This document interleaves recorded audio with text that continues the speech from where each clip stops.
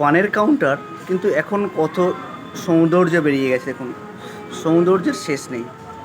এইখানে তার একটা কালারফুল ধোঁয়া, হ্যাঁ, জলের উপর দিয়ে উঠছে ঢিস ঢিস করে। এইখান দিয়ে একটা বলের উপরে গণেশ ঠাকুরকে এইরকমভাবে একটা বল দিয়ে সাজানো হচ্ছে। এখানে বিভিন্ন রকমের মশলা, তার নিচে একটা গ্রিন লাইট, এখানে একটা হাঁস দাঁড়ানো রয়েছে।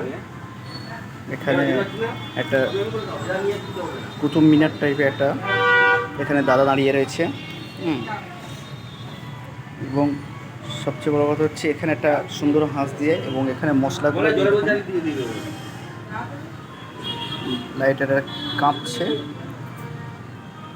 পুরো, তো একদম রূপালি রূপোর এক বাটির উপর টুকরো।